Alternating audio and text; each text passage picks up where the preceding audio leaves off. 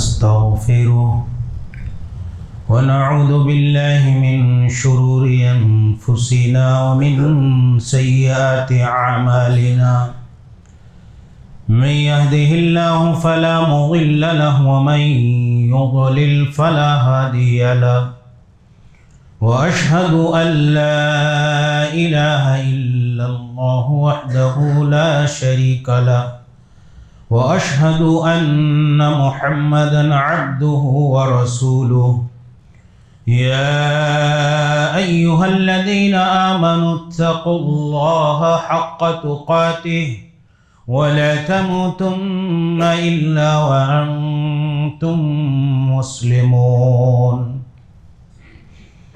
يا أيها الناس اتقوا ربكم الذي خلقكم من نفس واحدة وخلق منها زوجها وبث منهما رجالا كثيرا ونساء واتقوا الله الذي تساءلون به والأرحام إن الله كان عليكم رقيبا يا أيها الذين آمنوا اتقوا الله وقولوا قولا سديدا يصلح لكم أعمالكم ويغفر لكم ذنوبكم ومن يطع الله ورسوله فقد فاز فوزا عظيما أما بعد فإن خير الحديث كتاب الله وخير الهدي هدي محمد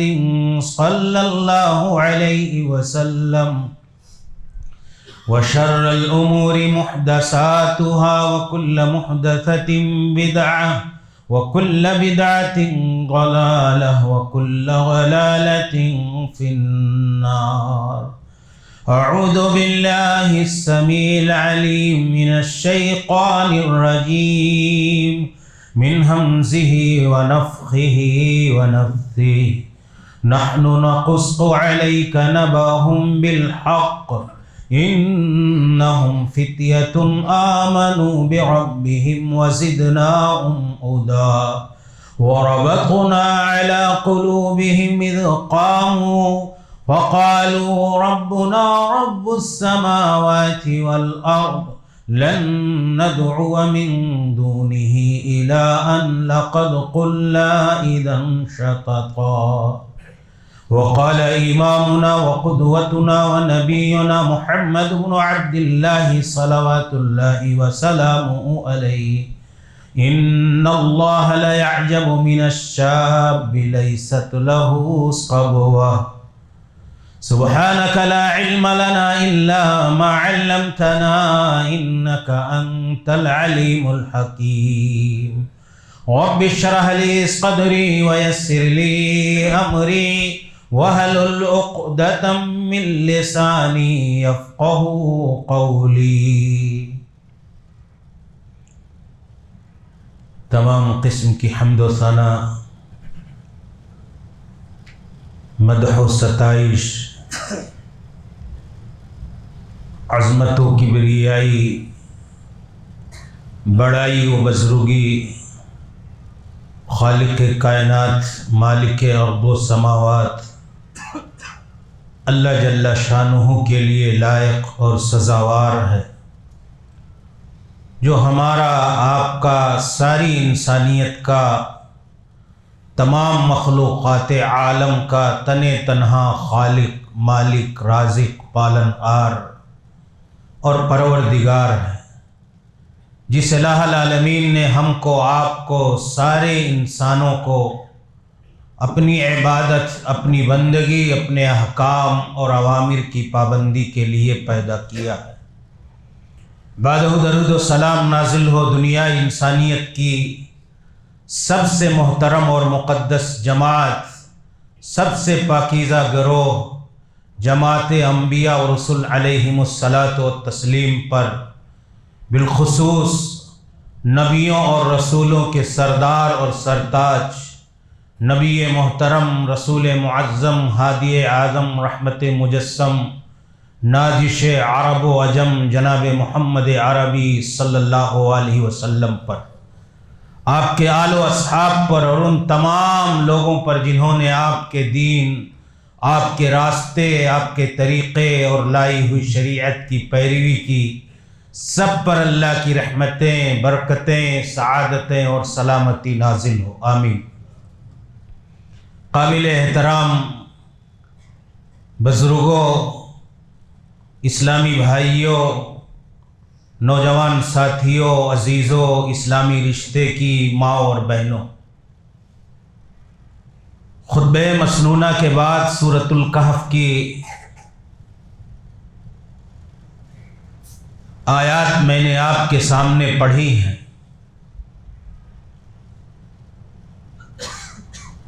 اسی آیت کریمہ کے تناظر میں ہمارے سماج کا ایک بیش قیمتی طبقہ جو ہے، نوجوانوں کے حوالے سے کچھ باتیں آپ کے گوش گزار اور نوجوانوں کے سامنے رکھنے کی کوشش کروں گا۔ کسی بھی قوم کا، کسی بھی ملت کا، کسی بھی کمیونٹی اور سماج کا، اس کے نوجوان سب سے بیش قیمتی اور اہم ترین سرمایہ، سب سے زیادہ گراں قدر اور قابل قدر سرمایہ اور دولت نوجوان ہیں کسی بھی سماج اور قوم اور ملت کے۔ اور جوانی کا مرحلہ یہ بھی اللہ کی نگاہ میں انسانی زندگی کے مراحل میں سب سے بیش قیمتی مرحلہ ہے۔ انسانی زندگی کے بنیادی طور پر 3 مراحل ہیں۔ ہم اور آپ دیکھیں اپنی سماجی زندگی میں تو ایک بچپن کا، ایک جوانی کا اور ایک بڑھاپے کا۔ بڑھاپے کو 2 حصوں میں، ایک ادھیڑ اور ایک خاص بڑھاپا جو ہوتا ہے، جسے ارذل عمر کہا جاتا ہے۔ تو یہ 3 بنیادی حصوں میں ہماری زندگی کے مراحل اللہ تعالی نے بنائے ہیں، ایک بچپن کا مرحلہ اور ایک جوانی کا مرحلہ اور ایک بڑھاپے کا مرحلہ۔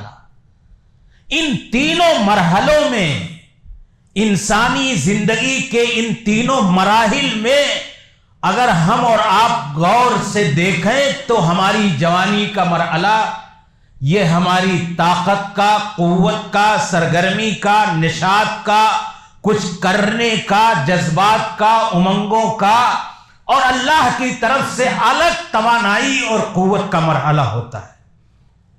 انسانی زندگی کے ان مراحل میں بچپن کے ایام میں انسان کمزور ہوتا ہے، بڑھاپے میں بھی انسان کمزوری کی طرف لوٹ کر کے جاتا ہے۔ یہ جوانی کا جو مرحلہ ہے، طاقت کا، قوت کا، نشاط کا، اللہ کی طرف سے ایک پاور کا جو مرحلہ ہے، یہ بہت ہی قیمتی مرحلہ ہے۔ قرآن کریم میں اللہ تعالیٰ نے ذکر کیا ہے، اللہ الذی خلقکم من ضعف ثم جعل من بعد ضعف قوة ثم جعل من بعد قوة ضعفا وشیبا، کہ انسان جب پیدا ہوتا ہے تو انسان کمزور ہوتا ہے اور انسان اس کے بعد طاقتور اور توانا ہوتا ہے، پھر اس طاقت اور توانائی اور قوت کے بعد کمزوری کی طرف لوٹ کر کے آتا ہے بڑھاپے کے مرحلے میں۔ اب دیکھیں، بچپن کے مرحلے میں انسان دوسروں کا محتاج ہوتا ہے، اپنی زندگی کے ضروریات کے لیے، کھلانے کے لیے، کپڑا بدلنے کے لیے، قضائے حاجت کی صفائی اور ستھرائی کے لیے۔ ہاں، ایک بچہ بچپن کے مرحلے میں ایک وقت تک کے اپنے گارجین، سرپرستوں اور والدین کا اور اپنے نگراں کا محتاج ہوتا ہے، اور اسی طرح بڑھاپے میں انسان بسا اوقات ایسی عمر اور ایسی کمزوری اور ضعیفی کی طرف لوٹ کر کے جاتا ہے کہ وہ انسان دوسروں کا محتاج ہو جاتا ہے۔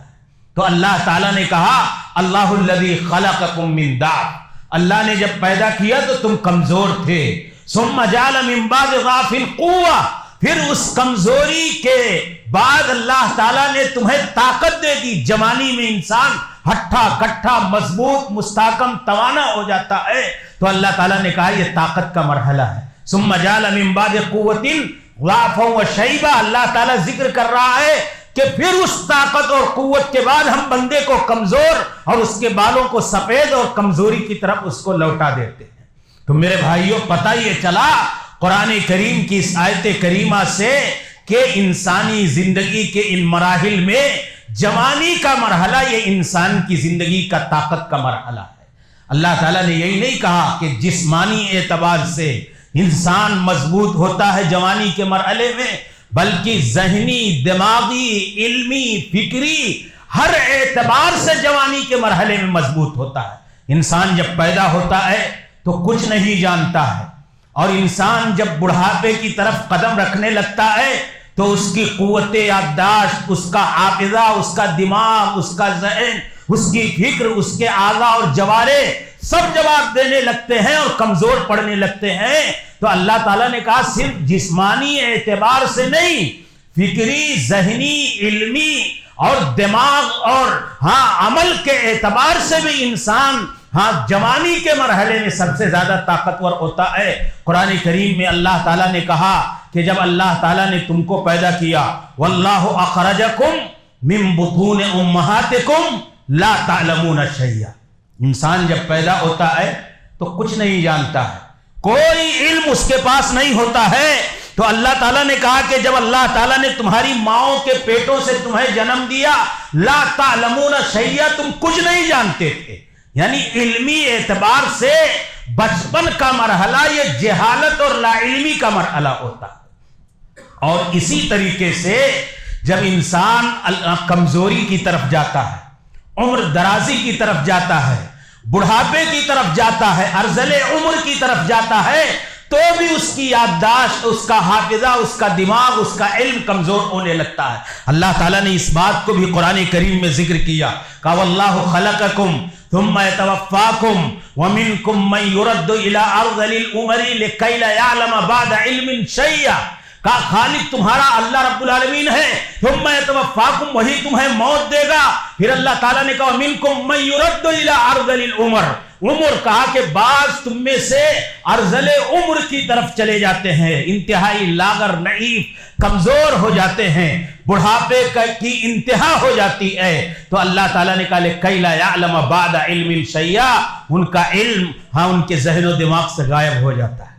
پتہ کیا چلا کہ بڑھاپا بھی بے علمی کا مرحلہ ہے، بچپن بھی لا علمی کا مرحلہ ہے، اور علم کا مرحلہ کون سا مرحلہ ہے؟ جوانی کا مرحلہ۔ تو جوانی کا مرحلہ انسان کی طاقت کا، قوت کا، استحکام کا، مضبوطی کا، توانائی کا، نشاط کا، علمی مضبوطی اور عملی مضبوطی کا مرحلہ ہے۔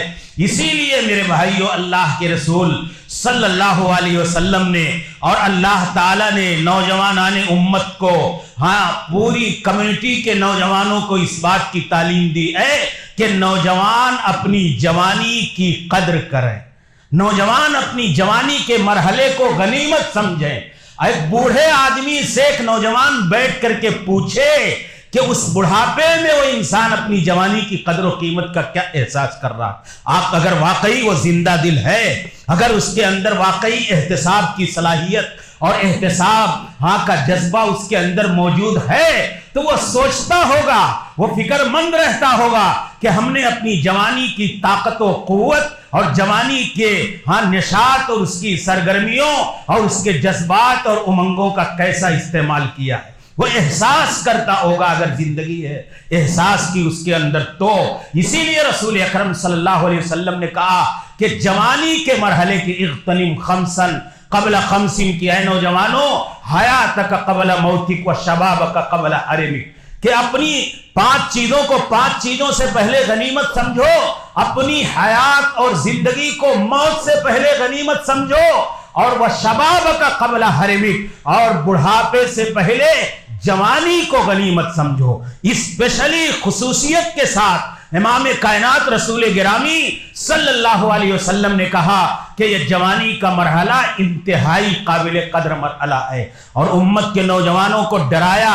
میرے نوجوانوں غور کرو اس حدیث پاک کے اندر کہ رسول اکرم صلی اللہ علیہ وسلم نے کیا کہا، حیاتک قبل موتک، اپنی زندگی کو اپنی موت سے پہلے۔ تو کیا حیات کے اندر جوانی کا مرحلہ داخل نہیں ہے؟ کیا زندگی میں جوانی کا مرحلہ داخل نہیں ہے؟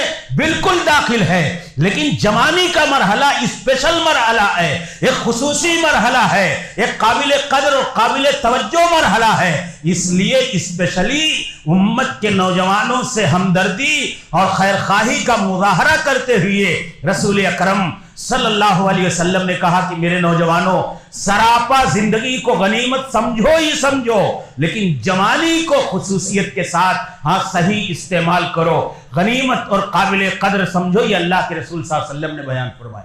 پھر آپ دیکھو امت کے نوجوانوں کو ڈرایا رسول اکرم صلی اللہ علیہ وسلم نے کیا کہا؟ لا تزول قدم ابن آدم من عند ربه یوم القیامہ حتی یسأل عن خمس، عن عمره فیما افناہ وعن شبابه فیما ابلاہ۔ کہا بروز قیامت بندے کے دونوں قدم جب وہ اپنے رب کے حضور قیام پذیر ہوگا، جواب دہی کے لیے رب کی بارگاہ میں کھڑا ہوگا، تو رب کی بارگاہ میں رب کے حضور سے اس کے دونوں قدم نہیں ڈگمگا سکتے، نہیں ہل سکتے جب تک ان سارے سوالوں کا جواب نہ دے دے۔ کیا کہا؟ ان عمرہ فیما افناہ، پوری زندگی کے متعلق اللہ تعالیٰ سوال کرے گا کہ یہ عمر گمائی کہاں، کھپائی کہاں، لگائی کہاں، کن کن چیزوں میں، اللہ کی بندگی اور مرضی کے کاموں میں، یا اللہ کے دین سے بغاوت اور اللہ سے بغاوت اور اللہ تعالیٰ کے دیے ہوئے مقصد حیات سے بھٹک کر کے انحراف کا راستہ اختیار کر کے تم نے زندگی گزاری، یا اللہ کی بندگی اور اللہ کی محبت میں زندگی گزاری، یہ عمر سے متعلق سوال ہوگا۔ لگایا کہاں؟ اللہ کی خوشنودی کے کاموں میں یا اللہ کی ناراضگی کے کاموں میں، یہ اللہ تعالیٰ سوال کرے گا، پوری عمر سے متعلق سوال کرے گا۔ پھر اللہ کے رسول نے کہا ان شبابہ فیما ابلاہ، پوری عمر سے تو متعلق سوال ہوگا ہی ہوگا، لیکن ایک اسپیشل سوال جوانی سے متعلق ہوگا کہ اسپیشلی جوانی کہاں تم نے لگائی۔ جوانی تمہاری یہ طاقت کا، قوت کا، کچھ کر گزرنے کا مرحلہ تھا، ہم نے تمہیں جسمانی اور علمی اور فکری اور ذہنی اعتبار سے مضبوط، مستحکم، توانا اور صاحب طاقت بنایا تھا۔ اللہ تعالیٰ پوچھے گا کہ اس طاقت کا، اس توانائی کا اور اس قوت کا، اس شباب کا تم نے استعمال کہاں کیا؟ میرے نوجوانوں، یہ اللہ نے جو طاقت دی ہے یہ نعمت ہے، اور نعمتوں سے متعلق رب کی بارگاہ میں ہمیں سوال کا جواب دہ ہونا ہے، یہ ہمارے ذہن و دماغ میں بات راسخ رہنی چاہیے۔ اسی لیے رسول اکرم صلی اللہ علیہ وسلم نے کہا کہ اے میری امت کے نوجوانوں، اپنی جوانی کو غنیمت سمجھو، اور اللہ کے رسول نے کہا کہ اگر وہ نوجوان جو اللہ کی بندگی، طاعت اور خوشنودی اور مرضی کے کاموں میں جوانی گزار لے جائے، کیونکہ یہ جوانی انحراف کا مرحلہ ہوتا ہے، انسان بھٹک جاتا ہے، شیطان اس کے ورغلا دیتا ہے، لیکن اگر کوئی راہ ہدایت پر مستقیم رہتے ہوئے شیطان اور ضلالت کی راہوں سے لڑتے ہوئے اللہ کے دین اور ایمان پر ڈٹے اور جمے رہتا ہے، تو ایسے نوجوانوں کی اللہ تعالیٰ نے الگ سے تکریم کا اہتمام اور انتظام کیا ہوا ہے۔ کہ وہ نوجوان جس نے اپنی جوانی کی قدر کر لی، شیطانی ہتھ کنڈوں اور اس کی چالوں میں نہیں آیا، شیطان ورغلاتا رہا، بھٹکاتا رہا، گمراہ کرتا رہا، لیکن وہ شیطانی چالوں کا مقابلہ اور شیطانی ہتھ کنڈوں سے لڑتے ہوئے اللہ کے دین پر ثابت قدم رہا، تو اللہ تعالیٰ نے کہا، رسول گرامی صلی اللہ علیہ وسلم نے ارشاد فرمایا کہ سبعۃ یظلھم اللہ فی ظلہ یوم لا ظل الا ظلہ، کا 7 نوجوان، 7 لوگ جنہیں اللہ تعالیٰ اپنے عرش کے سائے تلے جگہ نصیب فرمائے گا، جب سائے کی بے انتہا تلاش ہوگی، تو کہا ان میں سے الامام العادل، دوسرے نمبر پر رسول اکرم نے ذکر کیا شاب نشأ فی عبادت اللہ، کہ وہ نوجوان جو شیطان سے لڑ کر کے اپنے مزاج اور شیطانی چالوں کا مقابلہ کر کے راہ ہدایت اور اللہ کی بندگی اور مرضی کے کاموں پر ڈٹا رہا، اللہ تعالیٰ اسے اپنے عرش کے سائے میں جگہ دے گا۔ رسول گرامی صلی اللہ علیہ وسلم نے ارشاد فرمایا ان اللہ لا يعجب من الشاب لیست له صبوہ، کہ وہ اس نوجوان کو اللہ تعالیٰ بے انتہا پسند کرتا ہے بے انتہا اللہ رب العالمین اس نوجوان کو محبوب رکھتا ہے جس کے اندر انحراف نہ ہو، بے راہ روی نہ ہو، دین بیزاری نہ ہو، بد عملی نہ ہو، بد اخلاقی نہ ہو، وہ اللہ کے دین پر جم اور ڈٹ کر کے عبادت و طاعت کی زندگی گزار رہا ہو۔ اللہ کی بارگاہ میں ایسا نوجوان پسندیدہ اور محبوب نوجوان ہے۔ تو میرے نوجوانوں، یہ جوانی کا مرحلہ، یہ طاقت اور قوت کا مرحلہ ہے، نشاط کا مرحلہ ہے، اللہ کی طرف سے ایک عظیم نعمت ہے، اور اس مرحلے کی قدر کرنا یہ ہماری ذمہ داری ہے۔ اور نوجوان یہ امت کا بیش قیمتی مرحلہ ہے۔ دنیا کی کوئی تاریخ الٹ کر کے آپ دیکھ لیجئے، قوموں کی پوری تاریخ اور داستانیں پڑھ ڈالیے، قرآن کریم کو غور سے دیکھیے کہ اس انسانی تاریخ میں کوئی بھی انقلاب، چاہے وہ تعمیری رہا ہو یا تخریبی رہا ہو، چاہے وہ مثبت رہا ہو یا منفی رہا ہو، ہاں کسی بھی انقلاب کے پیچھے نوجوانوں ہی کا کردار رہا ہے۔ نوجوان یہ اسی لیے ان کی تربیت، ان کو دینی راستے پر لانا، انہیں بے راہ روی سے بچانا، ہاں انہیں دین کے راستے پر، سچائی اور صداقت کے راستے پر، حق اور استقامت کے راستے پر گامزن کر کے اخلاقی اور عملی طور پر آراستہ اور پیراستہ کرنا، یہ سماج کے تمام لوگوں کی ذمہ داری ہے۔ جب ہمارا نوجوان صحیح راستے پر ہوگا تو ہمارے معاشرے کی تعمیر و تطہیر کا کام ہوگا، اور ہمارا نوجوان اگر بگاڑ اور فساد کے راستے پر جائے گا تو اس سماج کا منظرنامہ فساد اور بے راہ روی کے راستے پر ہوگا۔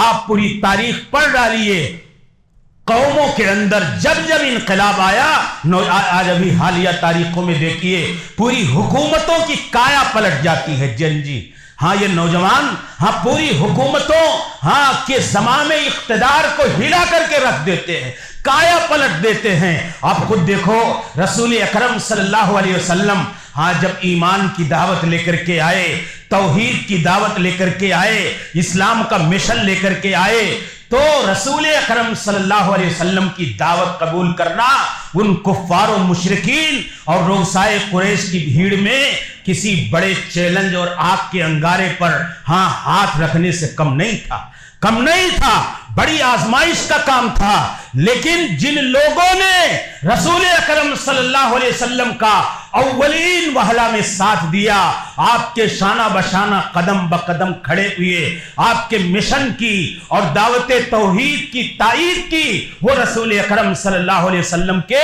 نوجوان صحابہ کرام تھے، نوجوان تھے، رسول اکرم کے اولین وہلہ میں ساتھ دینے والے۔ آپ دیکھو، پوری تاریخ میں نام نہیں گنا سکتا کہ اللہ کے رسول صلی اللہ علیہ وسلم کا پہلی فرصت میں جب کوئی ساتھ کھڑا ہونے کے لیے تیار نہیں تھا تو نوجوانوں کی جماعت تھی۔ تو یہ نوجوان کسی بھی چیز کو جب صحیح تسلیم کرتا ہے، مان لیتا ہے، اس کے ذہن و دماغ میں بات بیٹھ جاتی ہے، تو انقلاب کا محرک اور سبب بن جاتا ہے۔ اللہ کے رسول صلی اللہ علیہ وسلم کے علاوہ آپ دیکھو، موسیٰ علیہ السلام، قرآن کریم میں اللہ تعالیٰ نے ذکر کیا، موسیٰ علیہ السلام تھے۔ موسیٰ علیہ السلام جب دعوت لے کر کے آئے، آپ کے زمانے میں بادشاہ کون تھا؟ فرعون، ظالم، جابر، سفاک، خوریز، قاتل، سپر پاور اپنے وقت کا۔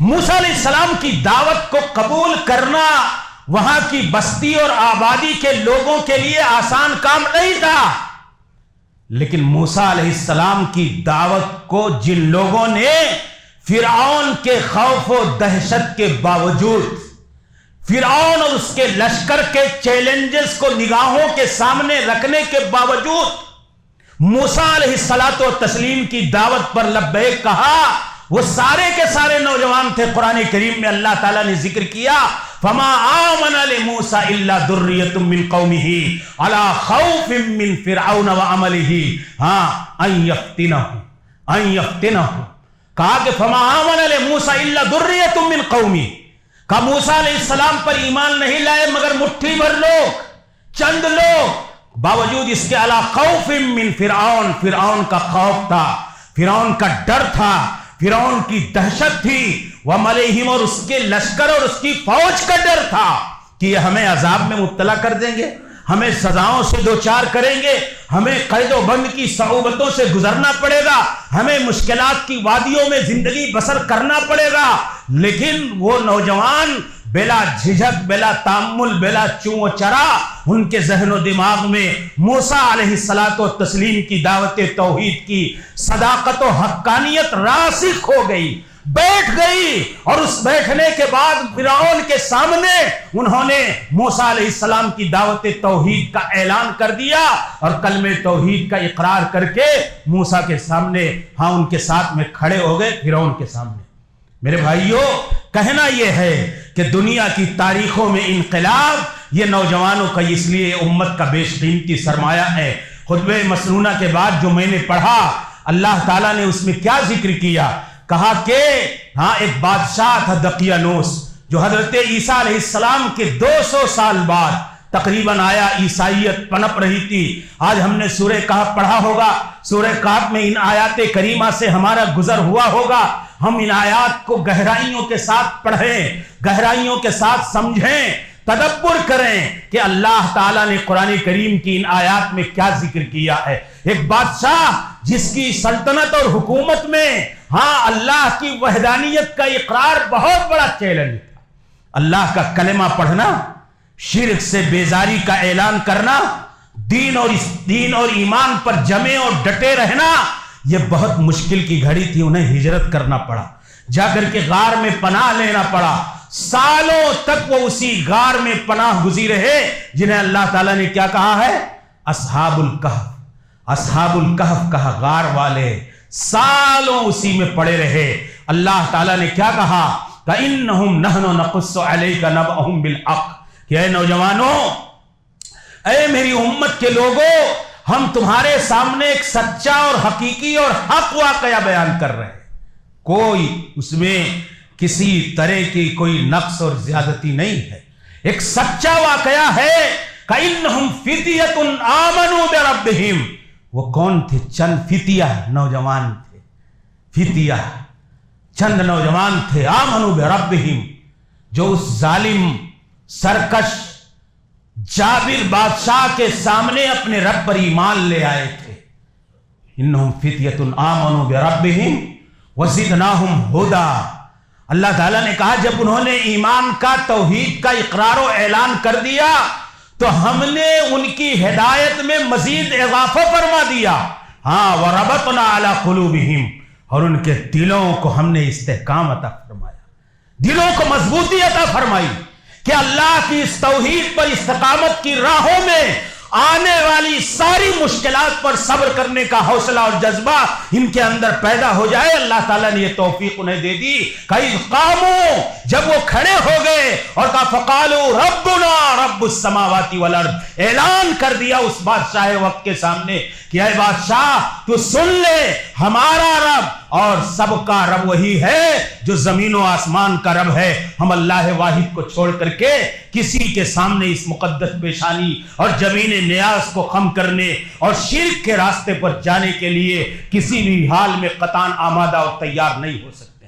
یہ اعلان تھا ان نوجوانوں کا۔ میرے بھائیوں، ہمیں اور آپ کو کہانی لگتی ہے، لیکن اس بادشاہ اور ظلم و جبر کی داستان کے آگے، ہاں، اور ان آزمائشوں کی گھڑیوں میں اللہ کی توحید کا اعلان کر کے ظلم و جبر کی ساری شکلیں نگاہوں کے سامنے گھوم رہی ہیں، باوجود اس کے انہوں نے اللہ کی توحید سے انحراف کا راستہ اختیار نہیں کیا، شرک کے ساتھ سمجھوتا اور کمپرومائز نہیں کیا، اللہ کی توحید پر جمے اور ڈٹے رہے۔ یہ پیغام ہے کہ یہ نوجوان ہی تھے جنہوں نے اپنے اندر حوصلہ پایا تھا۔ میرے نوجوانوں، آج ہمارا قرآن کریم میں پڑھیے، قرآن کریم میں پڑھیے، ہاں، کہ اللہ تعالیٰ نے حضرت یوسف علیہ السلام کا تذکرہ کیا ہے، ابراہیم خلیل اللہ کا تذکرہ کیا ہے، حضرت اسماعیل ذبیح اللہ کا تذکرہ کیا ہے۔ یہ مثالی نوجوان تھے اور ان کے کارنامے اور ان کے انقلابی اعمال یہ جوانی کے مرحلے میں تھے۔ ابراہیم خلیل اللہ نے جب بتوں کو توڑا تو کون سی عمر تھی؟ قرآن کریم میں اللہ تعالیٰ نے ذکر کیا، قالوا سمعنا فتى یذکرہم یقال لہ ابراہیم، جب لے جا کر کے بڑے بت کی گردن میں کلہاڑی لٹکائی تھی تو مرحلہ کون سا تھا ابراہیم خلیل اللہ کا؟ سارے بتوں کو توڑ دیا تھا اللہ کی توحید کا اور وحدانیت کا اعلان کرنے کے لیے بستی کے لوگوں نے کہا ایک نوجوان ہے. قالو سمعنا فتن، ہم نے سنا ہے کہ ایک نوجوان ہے ہاں جس نے یہ سارا کیا ہے، جس کا نام ابراہیم ہے. اسماعیل ذبیح اللہ تھے، ابھی جوانی کی دہلیز پر قدم رکھ رہے تھے، اور جوانی کی دہلیز پر قدم رکھتے ہوئے ابراہیم خلیل اللہ آئے اور بیٹے سے کہا کہ اے بیٹے، میں نے خواب میں دیکھا ہے کہ میں تمہیں راہ خدا میں ذبح کر رہا ہوں. یا بنیا انی ارا فی المنام انی اذبحک فانظر ماذا ترى. جواب بیٹا کیا دیتا ہے؟ یا ابت افعل ما تؤمر. بوڑھا باپ جس نے بڑھاپے میں لاٹھی اور سہارے کے طور پر رو رو کر کے اللہ تعالیٰ سے وہ لڑکا اس نے مانگا ہے، اللہ تعالیٰ کا آرڈر آیا اور بیٹے کی خدمت میں جا کر کے ابراہیم علیہ الصلوۃ والتسلیم نے کہا کہ اے میرے بیٹے، میں نے دیکھا ہے خواب میں کہ میں تمہیں ذبح کر رہا ہوں. وہ جوان بیٹا رب کے حکم کے آگے پے کرے تسلیم و رضا بن کر کے سرنڈر کر گیا اور کہا ابو جان اگر اللہ کا آرڈر ہے تو آپ مجھے ذبح کر ڈالیے. یہ جذبہ اطاعت تھا اس نوجوان کا، وہ جذبہ ایثار تھا، وہ جذبہ فدائیت تھا، وہ جذبہ قربانی تھا، اور اس کو معلوم تھا کہ اللہ کے حکم کے آگے ہماری جان کی کوئی قدر و قیمت نہیں ہے. میرے نوجوانوں، یہ مثالی نوجوان تھے. یوسف علیہ السلام، مفسرین لکھتے ہیں کہ جب عزیز مصر کی بیوی نے مجبور کر دیا، گھیرا بندی کر لی کہ اب تم کو ہمارے ساتھ منہ کالا کرنا ہے، بدکاری کرنی پڑے گی. مفسرین کہتے ہیں کہ زناکاری اور بدکاری کے جتنے اسباب و وسائل ہو سکتے ہیں، سارے اسباب و وسائل بیک وقت وہ موجود تھے اس عزیز مصر کی بیوی سے گناہ کرنے کے لیے. لیکن موسیٰ حضرت یوسف علیہ السلام نے کیا کہا؟ معاذ اللہ، معاذ اللہ، اللہ کی پناہ، میرے بس کا روگ نے اپنی شرمگاہ کی حفاظت کی، اپنے آپ کو بدکرداری کی آگ میں جھونکنے سے بچانے کا سارا سب انتظام کیا، اور اس کے بعد کی آزمائشوں کو جھیلا. جیل میں گئے، نوجوان تھے، آزمائشوں میں ڈالے گئے، مشکلات میں ڈالے گئے، جیل میں گئے. جیل کی زندگی میں بھی اللہ کے دین کا کام نہیں چھوڑا اور کہا یا صاحب السجن ارباب متفرقون خیر ام اللہ الواحد القہار.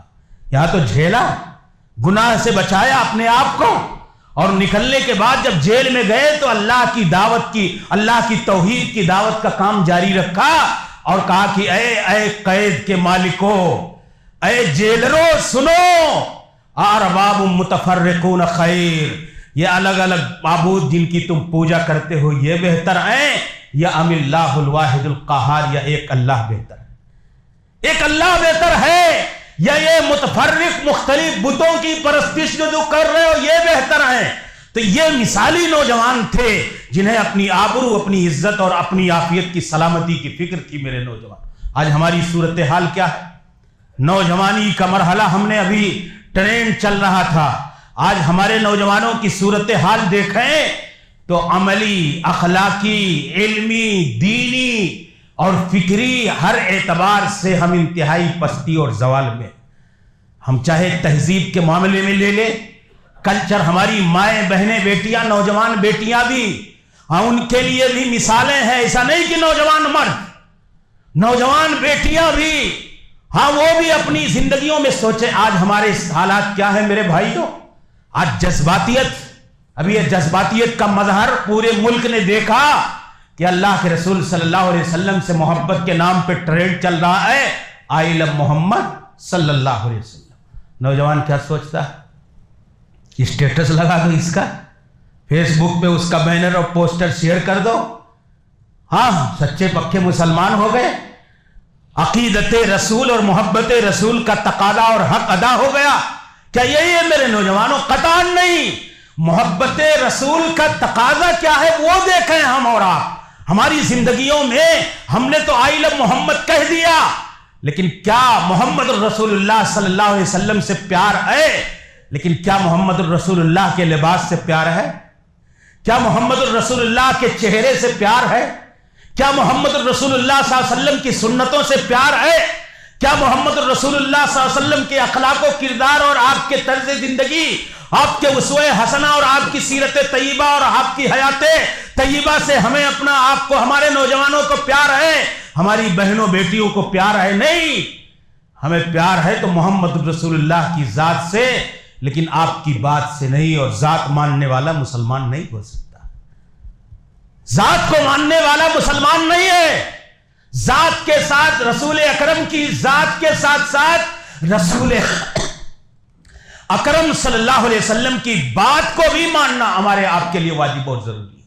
آج ہم دیکھیں تہذیبی طور پر، ثقافتی طور پر آج ہمارے نوجوانوں کا کیا حال ہے۔ داڑھیوں کو فیشن بنا لیا، فیشن کے طور پر داڑھیوں کی کٹنگ ہونے لگی۔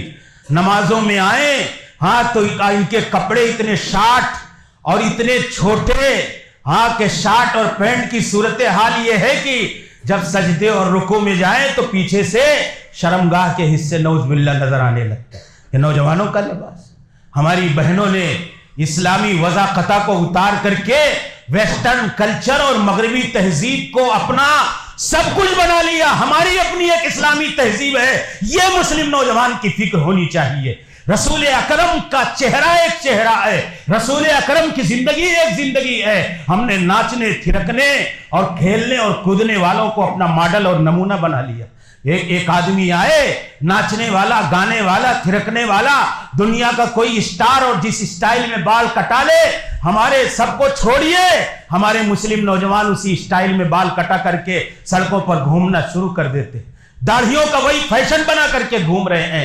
علامہ اقبال نے اسی کو کہا تھا کہ شوق پرواز میں مہجور نشیمن بھی ہوئے، شوق پرواز میں مہجور نشیمن بھی ہوئے، بے عمل تھے ہی جواں دین سے بدزن بھی ہوئے، اور ان کو نئی تہذیب نے ہر ایک بند سے آزاد کیا، نئی تہذیب نے ہر ایک بند سے آزاد کیا، کعبے سے لا کے صنم خانے میں آباد کیا۔ آج کیا صورتحال ہے؟ ہمارا نوجوان غور کرے، آپ کا کام کیا تھا، آپ کا ٹارگٹ کیا تھا؟ آپ اس امت کے بیش قیمتی سرمایہ تھے۔ آج ہمارا لباس، ہمارا کلچر، ہماری تہذیب، جذباتیت ماں باپ کی خدمت کے حوالے سے سوچتے کیا ہیں کہ اسلام کی بالادستی کے لیے جہاد تلوار لے کر کے نکل پڑو۔ سب سے پکے مسلمان تہذیب، اخلاق، ماں باپ کی خدمت، اللہ کے دین سے وابستگی، ان ساری چیزوں کے بارے میں غور کرو میرے نوجوان۔ اور آپ کا فرض کیا، فرض منصبی کیا، اللہ نے بھیجا کس لیے، مقصد حیات کیا ہے، ہماری زندگی کا ٹارگٹ اور ہدف کیا ہے، ہماری پیدائش کا، ہمارے وجود کا، ہماری تخلیق کا اللہ تعالیٰ نے فلسفہ اور اس کی غرض و غایت اور حکمت کیا بیان کی، اس پر غور کریں۔ ہماری تخلیق، ہمارے وجود کا مقصد اللہ کی عبادت ہے، دین کی بالادستی ہے، توحید کی اشاعت اور اس کا پرچار ہے۔ ہاں ہم تو انسانیت کی اصلاح کے لیے پیدا کیے گئے کہ ہم لوگوں کو دین بتائیں، خیر کے راستے بتائیں، بھلائی کے راستے بتائیں، لیکن آج ہم خود محتاج اصلاح ہو گئے۔ ہمارا کام تھا لوگوں کی اصلاح کرنا، لوگوں کی تربیت کرنا، لیکن آج ہم خود، یہ نوجوان ہی کا کام ہے کہ وہ اپنی زندگیوں کے مقاصد کو سمجھیں۔ جذباتیت کیا سمجھتے ہیں کہ تلوار لے کر کے کچھ نوجوان ایسے بھی سماج میں اللہ کے دین کے لیے لڑو، مٹو، جلوس نکالو، ہنگامے کرو، سچے مسلمان ہو گئے۔ اسلام کے اندر جذباتیت نہیں ہے۔ میرے نوجوانوں ایک حدیث ذکر کر کے بات ختم کر دیتا ہوں۔ ابو ہریرہ رضی اللہ تعالیٰ عنہ بیان کرتے ہیں، علامہ البانی نے سلسلہ الاحادیث الصحیحہ میں ذکر کیا، صحیح الجامع میں ذکر کیا کہ ہم لوگ بیٹھے ہوئے تھے ایک جگہ مدینہ طیبہ کے اندر، سنیہ پہاڑی سے ایک موٹا ہربا توانا جوان رانا بہت ہی ہٹھا کٹھا نوجوان نیچے آ رہا تھا۔ صحابہ کی جماعت نے جب دیکھا تو کہا کہ کاش یہ آدمی اللہ کے راستے میں جہاد کرتا، بڑا مضبوط آدمی ہے، تلواریں چلاتا۔ تو اللہ کے رسول صلی اللہ علیہ وسلم نے کہا کہ اے میرے صحابہ کی جماعت، کیا تم کو کہتے ہیں کہ وہ اپنا شباب، وہ اپنی طاقت اور قوت اور اللہ کے راستے میں ذکر لگاتا؟ تو اللہ صحابی کہتے ہیں فسمع رسول اللہ مقالتنا، رسول گرامی صلی اللہ علیہ وسلم نے ہم لوگوں کی گفتگو کو سن لیا، آپ کی کانوں سے ٹکرا گئی بات۔ تو کہتے وما سبیل اللہ من قتل इल्ला मन कुतिला, का सिर्फ अल्लाह का रास्ता यही नहीं है कि कोई जिहाद में जाए और शहीद कर दिया जाए। मेरे नौजवानों पैगाम देना चाहता हूं, क्या कहा सिर्फ अल्लाह का रास्ता यही नहीं है कि कोई जाए रास्ते में जिहाद करते हुए शहीद हो जाए। कमन साला वालिदैहि फी सबीलिल्लाह, कहा जिसने अपने माँ बाप की खिदमत की, माँ बाप के साथ जिद्दोजहद की, माँ बाप की तात और उनके साथ उसने सलूक और उसने बर्ताव में कोशिशें और काविशें की, का वो बच्चा और वो नौजवान भी अल्लाह के रास्ते में। ये है इस्लाम का तसव्वुरे अमल। मेरे भाइयों, क्या कहा माँ बाप की खिदमत में अगर कोई लगा हो। इसीलिए अल्लाह के रसूल के पास जब सहाबा आते थे, कहते थे अल्लाह के रसूल जिहाद में जाना चाहते हैं, तो पूछते थे क्या है, तुम्हारे माँ बाप जिंदा हैं? तो कहते थे हाँ। तो कहा फीहिमा फजाहिद, जाओ माँ बाप की खिदमत करो, ये तुम्हारे लिए जिहाद, ये जिहाद का तस्वीर। तो अल्लाह के रसूल ने कहा जिसने वालिदैन की खिदमत की वो अल्लाह के रास्ते में। वमन साला अयालिही, जिसने नौजवान ने अपने बाल बच्चों को पालने के लिए मेहनत की, मशक्कत की, भाग दौड़ की, हाँ कमाने के लिए हलाल और जायज रास्ते से अपने बच्चों की तालीम और तरबियत परवरिश बर्दाश्त करने के लिए, जतन करने के लिए मेहनतें कर रहा है, वो भी अल्लाह के रास्ते में। वमन सआ अला नफ्सिही लियुइफ़हा, कहा जिसने अपने नफ्स पर कंट्रोल और काबू किया, बदकारी और बुराई के रास्ते पर नहीं गया। रास्ते खुले हुए हैं, रास्ते हमवार हैं कि ज़नाकारी करे, बदकारी करे, गलत निगाह डाले, बेहयाई, फहाशी, उरियानियत का काम करे, नौजवान बच्चा हो या बच्ची, का अपने नफ्स को काबू में रखा और उसकी हिफाजत की ताकि वो पाक दामन रहे, पाकीज़ा रहे, बदकारी के रास्ते पर ना जाए। रसूल अकरम सल्लल्लाहु अलैहि वसल्लम ने कहा फी सबीलिल्लाह, वो भी अल्लाह के रास्ते में है, वो भी मुजाहिद के दर्जे में। तो मेरे नौजवानों, हम अपने मकाम को समझें। आज हमारी सूरत आल क्या है? हम आए थे कि हम इंसानियत को अल्लाह के दीन का पैगाम पढ़ाएं, अल्लाह का दीन सिखलाएं, लेकिन आज हम खुद उसके मुहताज हो गए। अल्लाह के फरमा को लेकर रूए ज़मी पर आए थे, अल्लाह के फरमा को लेकर रूए ज़मी पर आए थे, सोई हुई गाफिल दुनिया को ख्वाबों से जगाने आए थे। अफसोस हमारी हालत पर हम भूल गए क्यों आए थे।